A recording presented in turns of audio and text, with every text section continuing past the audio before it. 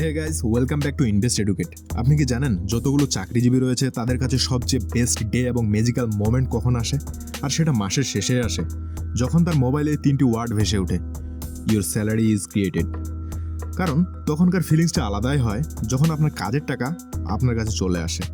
কিন্তু আমি যদি এখন আপনাকে বলি এই 3টি ওয়ার্ডের চেয়ে আমি যে 3টি ওয়ার্ড আপনাকে বলবো, যা ওই 3টি ওয়ার্ডের চেয়ে আরও বেশি ধামাকা হতে চলেছে, আর এই 3টি ওয়ার্ড বড়লোকদের সবচেয়ে বেশি সিক্রেট হয়ে থাকে, আর সেটি হলো ডিভিডেন্ড ইজ ক্রিয়েটেড।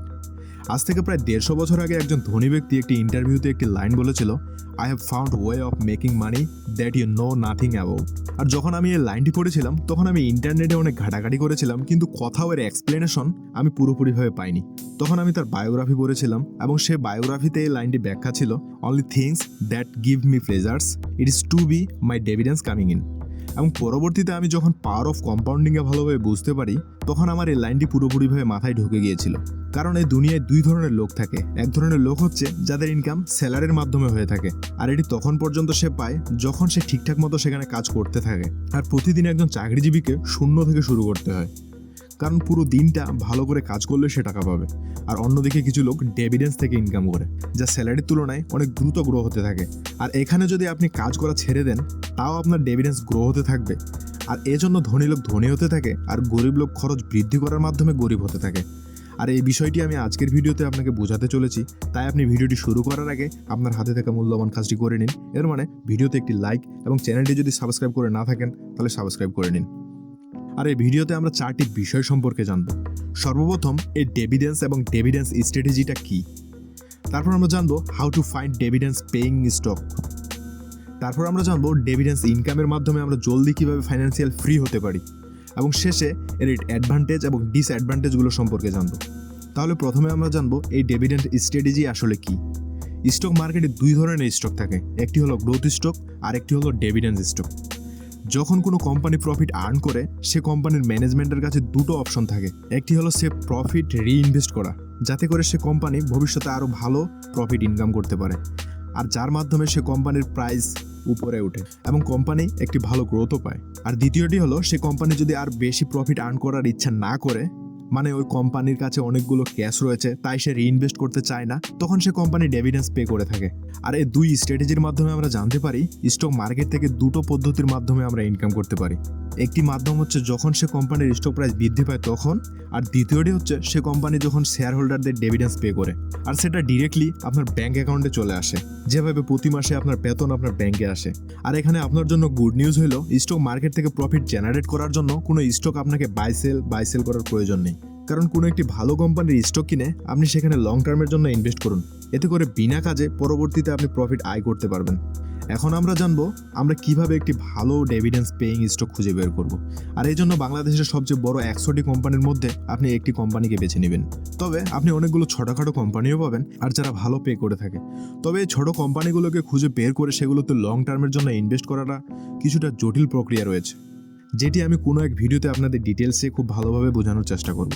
আজকের ভিডিওতে আমরা দেখব কিভাবে আপনি একটি ভালো কোম্পানি পেতে পারেন এবং সেখানে লং টার্মের জন্য ইনভেস্ট করবেন। আর এখানে বড় কোম্পানি মানে এই না যে আপনি এখানে মনে করবেন যে সে কোম্পানি এস্টাবলিশ হয়ে গিয়েছে কিংবা এখান থেকে খুব বেশি অর্থ পে করবে, এরকম কিছু না।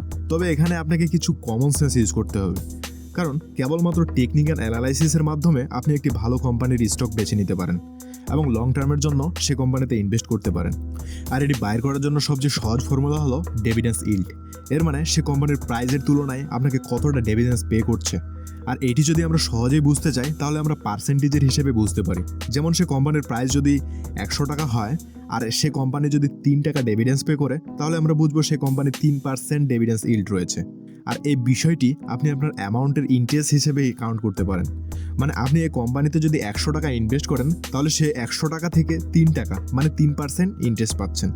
স্টক মার্কেট থেকে নিয়মিত ডিভিডেন্স ইনকাম পাওয়ার জন্য আপনাকে এমন কোম্পানি বেছে নিতে হবে যে কোম্পানির প্রোডাক্টগুলো মার্কেটে সর্বদা চাহিদা থাকে, দেশ যে পরিস্থিতিতে যাক না কেন সে প্রোডাক্টগুলো মানুষ কিনবেই। আর এখানে আপনার একটু নলেজ ব্যবহার করা উচিত। আপনি যে কোম্পানিতে ইনভেস্ট করবেন সে কোম্পানির ম্যানেজমেন্ট সিস্টেম যেন খুব ভালো হয়, তবেই আপনি সে কোম্পানি থেকে লং টার্মে ভালো প্রফিট আর্ন করতে পারবেন এবং আপনি ফাইন্যান্সিয়াল ফ্রি হতে পারবেন। এখন আমরা এই স্ট্র্যাটেজির প্রস অ্যান্ড কনসগুলো সম্পর্কে আলোচনা করব। আর এখানে সবচেয়ে বড় অ্যাডভান্টেজ হচ্ছে স্টক মার্কেটের মাধ্যমে আমরা আমাদের ওয়েলথ খুব দ্রুত গ্রো করতে পারবো। আপনি যদি আপনার 20-সে কোনো হাই গ্রোথ কোম্পানিতে ইনভেস্ট করেন, যখন আপনার 30 থেকে 40 বছর বয়স হবে সে কোম্পানি আপনাকে এতগুলো ডিভিডেন্স পে করবে যা আপনি কল্পনা করতে পারবেন না। স্টক মার্কেটে ইনভেস্ট করার ডিসঅ্যাডভান্টেজ হচ্ছে যে কোনো স্টকে ইনভেস্ট করার জন্য আপনার খুব ভালো নলেজ থাকা প্রয়োজন। কারণ আপনি যদি আপনার মাইন্ডসেট ঠিক রেখে ইনভেস্ট করতে না পারেন তাহলে আপনার লস করার চান্স বেড়ে যায়। আর আমার হিসেবে এটা ডিসঅ্যাডভান্টেজ বলতে কিছুই না, কারণ যে কোনো ফিল্ডে আপনার নলেজ গ্যাদার করা প্রয়োজন। ইনভেস্টিংয়ে আপনার যত ভালো নলেজ হবে আপনি তত দ্রুত ওয়েলথ ক্রিয়েট করতে পারবেন। যে মানুষটির নলেজ খুব কম থাকে সে বেশি রিস্ক নেয়, আর যখন একটি মানুষের নলেজ বৃদ্ধি পেতে থাকে তখন সে মানুষটির রিস্ক কমতে থাকে। আর এখানে এই জন্য অনেক মানুষের পাওয়ার অফ কম্পাউন্ডিং সম্পর্কে ধারণা থাকে না, তাই ইনভেস্টিং এর স্ট্র্যাটেজি খুব ভালোভাবে আয়ত্ত করতে পারে না। যখনই আপনি পাওয়ার অফ কম্পাউন্ডিং সম্পর্কে বুঝে যাবেন তখনই আপনি খুব ভালো ইনভেস্টর হয়ে যাবেন। আর ঠিক তেমনিভাবে অনেক মানুষের ধারণা থাকে না যে আপনি স্টক মার্কেট থেকে রেগুলার ইনকাম করতে পারবেন কিনা। আর সেজন্য অনেক মানুষ ইনভেস্টিং শুরু করে কিন্তু কম্পাউন্ডিং এবং ডিভিডেন্ড সম্পর্কে ধারণা না থাকায় তারা কিছুদিনের মধ্যে ইনভেস্টিং থেকে সরে আসে। আর এজন্যই নলেজ থাকা আমার হিসেবে কম্পালসারি।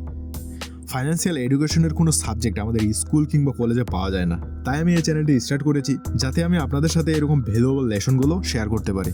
আর আপনি যদি এই ভিডিওগুলো প্রতিনিয়ত দেখতে চান তাহলে চ্যানেলটি অবশ্যই সাবস্ক্রাইব করে নেবেন এবং বেল আইকনটি অবশ্যই প্রেস করে নেবেন যাতে করে কোনো ইম্পর্টেন্ট ভিডিও আপনি মিস না করেন। ভিডিওটিতে একটি লাইক দিতে ভুলবেন না। আপনাদের বন্ধুদের সাথে ভিডিওটি অবশ্যই শেয়ার করুন যাতে তারাও ইনভেস্টিং সম্পর্কে ভালো নলেজ গ্যাদার করতে পারে। দেখা হচ্ছে পরের ভিডিওতে, ততক্ষণ পর্যন্ত ভালো থাকুন। ধন্যবাদ।